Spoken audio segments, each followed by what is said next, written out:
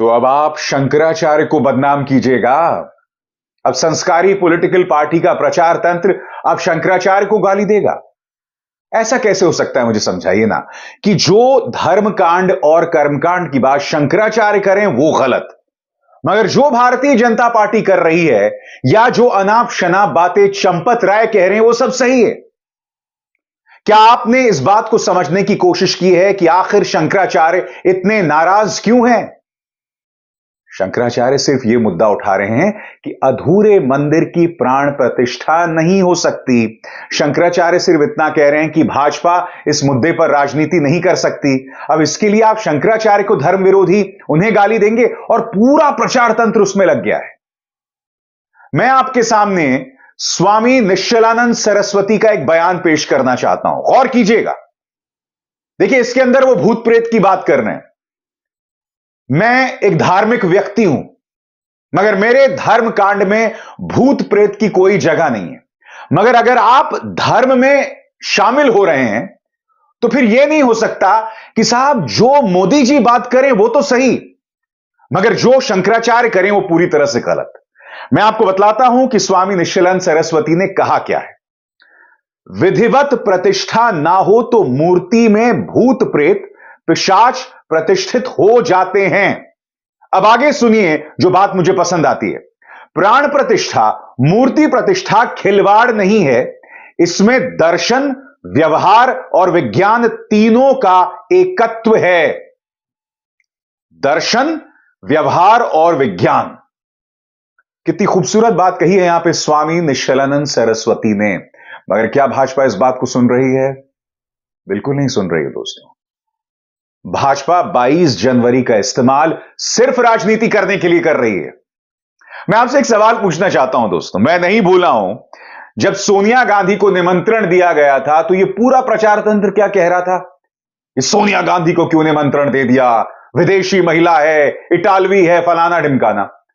अब जब उन्होंने भाजपा की राजनीति को देखकर किस तरह से बीजेपी और आरएसएस ने इस मंच को राजनीति का अखाड़ा बना दिया है, जब उन्होंने निमंत्रण को अस्वीकार कर दिया तो अब कांग्रेस को धर्म विरोधी बताया जा रहा है, जबकि कांग्रेस सिर्फ इतना कह रही है कि भैया मंदिर आधा अधूरा है, इसकी प्राण प्रतिष्ठा नहीं की जा सकती। सवाल यह कि यहां पर स्वामी निश्चलानंद सरस्वती जो कह रहे हैं कि दर्शन, व्यवहार और विज्ञान तीनों का एकत्व हो, तीनों का मिश्रण हो, क्या गलत कहा है उन्होंने? बताइए ना, क्या गलत कहा है? क्या सही सिर्फ चंपत राय कह रहे हैं? श्री राम जन्मभूमि के तीर्थ ट्रस्ट के महासचिव चंपत राय का एक वीडियो वायरल हो रहा है दोस्त। अगर यही बात किसी और ने कही होती तो इतना बवाल हो जाता, मगर मजाल है किसी मोदी मीडिया में इसकी चर्चा हो। आप जानते हैं इन्होंने क्या कहा है? चंपत राय यहां पर यह कह रहे हैं कि भाई अयोध्या में हमने सोने के दरवाजे बना दिए, अब कोई 60 करोड़ का दरवाजा हो गया है, अब गर्दन कटेगी तो पुजारी की ही कटेगी। ऐसे कौन बात करता है अयोध्या मंदिर के पुजारियों के बारे में? और सबसे बड़ी बात, यह व्यक्ति मजाक में ही सही उत्तर प्रदेश के लॉ एंड ऑर्डर की बात कर रहा है ना। क्या चंपत राय इस कदर अहंकार में भर गए हैं कि वो कुछ भी अनाप शनाप बोल सकते हैं? कुछ भी अनाप शनाप। कुछ लोग आए कन्नौज से राम मंदिर के लिए इत्र लेकर। सुनिए चंपत राय उनके साथ किस तरह से हंसी ठिठोली कर रहे हैं। मैं फिर आपसे कहना चाहता हूं, यही बात किसी और ने कही होती तो कितना बवाल होता। इसीलिए मैं कह रहा हूं, अब यह जो 22 जनवरी का आयोजन है ना, वो सिर्फ भाजपा का आयोजन बन के रह गया है। चंपत राय कुछ भी कह सकते हैं। शंकराचार्य जो बात कह रहे हैं उन्हें पूरी तरह से नजरअंदाज किया जा रहा है। सुनिए चंपत राय ने कहा, चांदी के फूल हैं 1000 जी, तो मैं क्या बेचूं? नहीं। फिर क्या करूं? आप ही सोच के बताओ। ईश्वर प्रेरणा से कहीं ना कहीं उसको भी स्थान मिलेगा। क्या मिलेगा? सर अयोध्या धाम में आगे हम लोग धन्य हो गए, बस इत्र हम लोगों ने मनाया। अयोध्या में गर्दन काट कर पैसा ले लेते।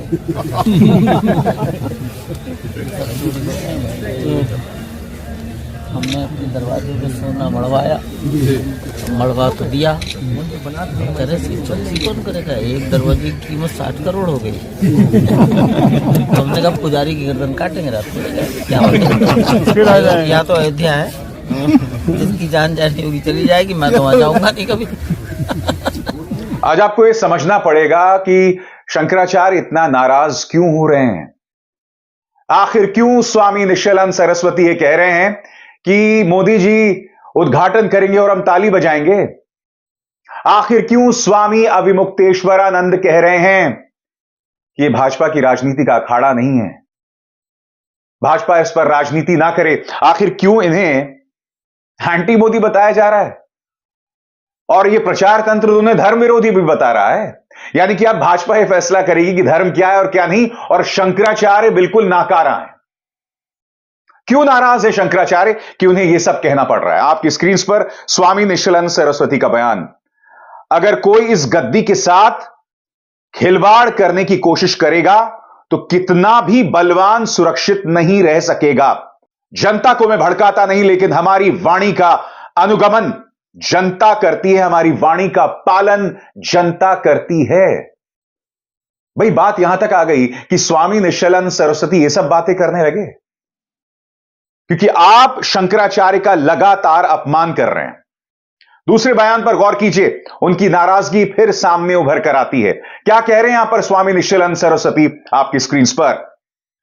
लोकमत हमारे साथ है, शास्त्र मत भी हमारे साथ है, साधु मत भी हमारे साथ है, तो हमने संकेत किया कि सब तरह से हम बलवान हैं, दुर्बल हमें कोई ना समझे। अब बात यहां तक आ गई कि शंकराचार्यों को यह सब कहने की जरूरत पड़ रही है। और वो ये सब क्यों कह रहे हैं? क्योंकि उनके बारे में ये जो संस्कारी प्रचार तंत्र कह रहा है उनके कानों तक भी पहुंच रहा है ना। मतलब देश को आपने क्या बना दिया यार कि अब आप शंकराचार्यों को गाली दे रहे हो। मैं फिर आपसे कह रहा हूं, 22 जनवरी हमारे आराध्य श्री राम के जो मंदिर का उद्घाटन है, उसका मकसद सिर्फ भाजपा के लिए राजनीति है और इसके अलावा कुछ नहीं।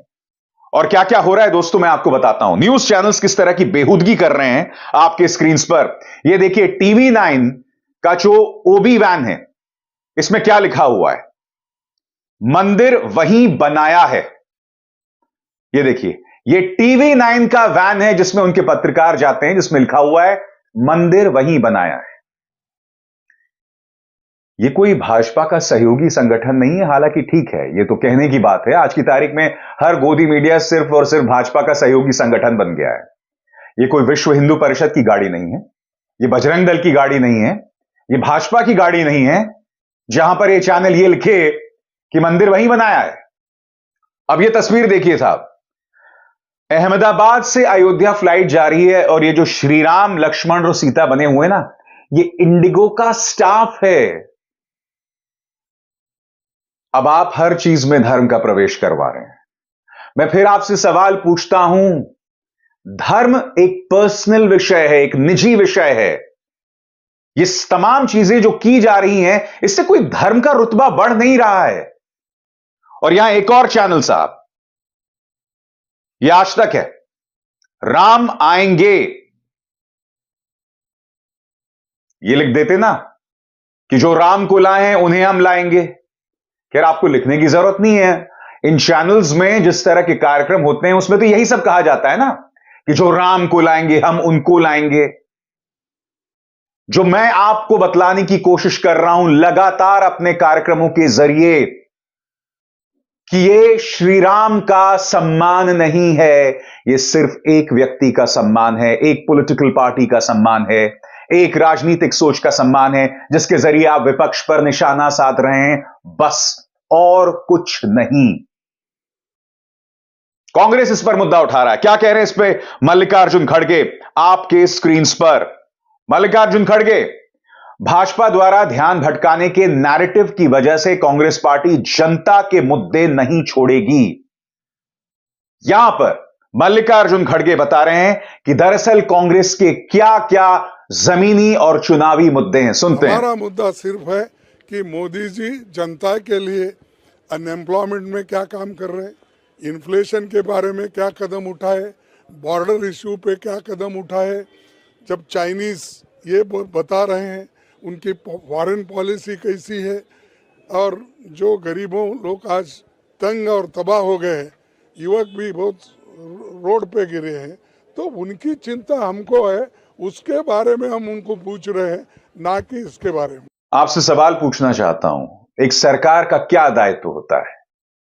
प्रधानमंत्री नरेंद्र मोदी कल एक मंदिर पहुंच गए और वहां पर सफाई करने लगे। पहली बात, मंदिर गंदा नहीं था, आप खुद देख सकते हैं, जहां सफाई हो रही है वहां जमीन पूरी तरह से साफ है, यानी कि कैमरा के लिए यह फोटो अपॉर्चुनिटी की गई। मगर मैं आपसे सवाल पूछना चाहता हूं, ये जो सब कुछ हो रहा है यहां पर, क्या आपको शासन दिखाई देता है? प्रधानमंत्री के चरित्र का हिस्सा हो सकता है कि वो धार्मिक हैं और वो खुद को हिंदू हृदय सम्राट कहते हैं, बहुत अच्छी बात है। मगर मैं आपसे सवाल पूछता हूं कि मीडिया को क्या करना चाहिए था? कल दिन भर यह तस्वीर जो है दिखाई जाती रही। क्या ये लोकतंत्र के आसार हैं? और मैं आपको एक छोटा सा क्लिप दिखाता हूं दोस्तों। यहां आज तक को दिए गए एक इंटरव्यू में एक महामंडलेश्वर हैं, वो प्रधानमंत्री नरेंद्र मोदी को राजा बता रहे हैं। गौर फरमाइए। देखिए, इससे श्रेष्ठतम सर्वोत्तम कोई बात नहीं हो सकती कि देश का राजा बैठकर प्राण प्रतिष्ठा करे। इस 5-10 सेकंड के क्लिप में एक महामंडलेश्वर प्रधानमंत्री को राजा बता रहे हैं। मैं आपसे एक सवाल पूछना चाहता हूं, आप और हम सब लोकतंत्र के सिपाही हैं, आप और हम सब एक लोकतांत्रिक देश में रहते हैं। इसी लोकतंत्र के चलते जनता की आवाज सुनी जाती है, इसी लोकतंत्र के चलते चुनाव होते हैं, आप और हम अपनी बात रख सकते हैं। हम सत्ताधीशों से यह उम्मीद कर सकते हैं कि वो हमारी आवाज सुने और हमारा काम करें। यहां पर आपने प्रधानमंत्री नरेंद्र मोदी को राजा बता दिया। मगर यह कोई नई बात नहीं है। याद कीजिए, प्रहलाद जोशी ने जिस दिन नई संसद का उद्घाटन किया था, तब उन्होंने क्या कहा था, याद है आपको? उन्होंने कहा था कि साहब देखिए किस तरह से संगोल के सामने देश का राजा नतमस्तक हो रहा है। इसीलिए मैं कह रहा हूं, इसकी कोशिश सिर्फ प्रधानमंत्री को भगवान जैसा बताना, उन्हें महाराजा बता देना और विपक्ष को बदनाम करना और उन्हें लगातार टारगेट करना। कांग्रेस ने एक स्टैंड उठाया, यह बहुत मुश्किल स्टैंड है। कई लोग कह रहे हैं कि इसका खामियाजा उन्हें भुगतना पड़ेगा, मगर जो मैं आपको लगातार सबूत दे रहा हूं कि 22 जनवरी का श्री राम से उनका उद्घाटन हो रहा है, उनके मंदिर का उद्घाटन हो रहा है, नो डाउट अबाउट दैट, उसमें कोई शक नहीं है। मगर इस मौके को सिर्फ और सिर्फ भाजपा के लिए राजनीति करने का जरिया बनाया जा रहा है। कांग्रेस क्या कह रही है आपकी स्क्रीन पर? एक पूरा संगठन मेरे धर्म का ठेकेदार बनकर बैठा हुआ है।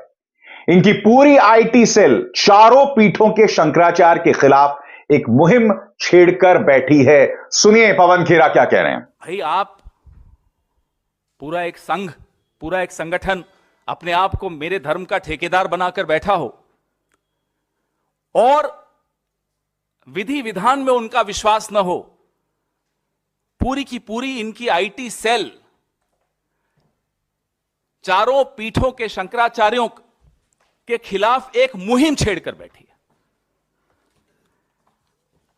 इस पूरे प्रायोजन में, इस पूरे आयोजन में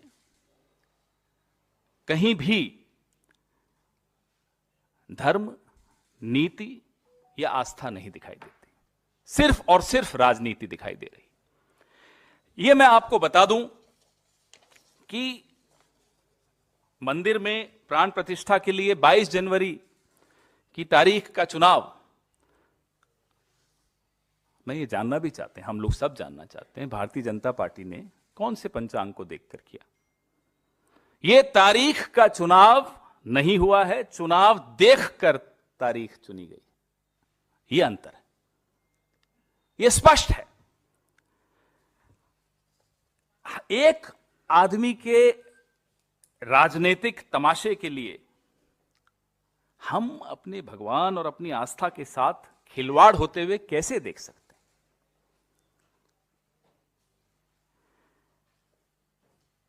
मंदिर में निर्माण का काम विधिवत पूरा हो, करोड़ों भक्तों की जिसमें आस्था और विश्वास जुड़ा हुआ हो, उसमें कोई सरकारी दखलंदाजी, कोई राजनीतिक दखलंदाजी मुझे नहीं लगता कि कोई भी भक्त बर्दाश्त करेगा। क्या यह जायज है?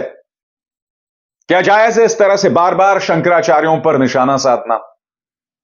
कहां गया धर्म, मुझे बताइए ना। अब आपने राम भक्तों को बांट दिया है। यही तो स्वामी अविमुक्तेश्वरानंद कह रहे थे कि भाई जब आप चंदा लेने आ रहे थे तब आप ये थोड़ा ना कह रहे थे कि आयोजन जो है वो सिर्फ रामानंद संप्रदाय का है। यही तो स्वामी जी कह रहे हैं कि अगर रामानंद संप्रदाय का है तो चंपत राय इस्तीफा दें, नृपेंद्र मिश्रा को वहां से हटाया जाए, भाजपा के जो तमाम सांसद वहां बैठे हुए हैं उनको हटाया जाए, पूरी तरह से रामानंद संप्रदाय इसका आयोजन करे। क्या जरूरत है वहां किसी राजनीतिक व्यक्ति की? प्रचार तंत्र के जरिए, वाहियात गोदी मीडिया के जरिए आपको ब्रेन वॉश किया जा रहा है। विपक्ष जो सवाल उठा रहा है वो वाजिब सवाल है। आपसे मैं एक सवाल पूछना चाहता हूं, पॉलिटिकल पार्टीज का क्या काम होता है? कांग्रेस और बीजेपी का क्या काम होता है? चुनावों में वोट हासिल करना। हिंदुओं की तादाद कितनी है? लगभग 80%। तो आपको लगता है कि कांग्रेस जानबूझकर 80% वोटर्स को नाराज करेगी? कांग्रेस ढेरों गलतियां कर सकती है, मगर आपको लगता है कि कांग्रेस हिंदुओं का अपमान करेगी? मतलब थोड़ा तो इसका इस्तेमाल कीजिए। कांग्रेस सिर्फ इतना कह रही है, अखिलेश यादव सिर्फ इतना कह रहे हैं कि यह मौका कहीं ना कहीं राजनीति का जरिया बन गया है। भाजपा इस पर राजनीति कर रही है, जिसके प्रमाण मैं लगातार अपने कार्यक्रमों में दे रहा हूं, बार बार दे रहा हूं आप तक। सवाल यह कि पॉलिटिकल पार्टीज को बदनाम किया जा रहा है गोदी मीडिया के जरिए, मगर शंकराचार्य की आवाज कोई नहीं उठा रहा है। भाजपा इस पर जिस तरह से राजनीति कर रही है उसकी कोई चर्चा नहीं है। इस वक्त कल्पना से विचित्र चल रहा है इस देश में, जो अपने आप में शॉकिंग है। मगर सब धर्म के नाम पर, धर्म का धतूरा चटाया जा चुका है, जनता ब्रेन वॉश्ड है। खुश रहिए, मगर इस मंच पर मैं मुद्दे के मर्म तक पहुंचता रहूंगा, यह सवाल लगातार उठाता रहूंगा। अभिसार शर्मा को दीजिए इजाजत। नमस्कार।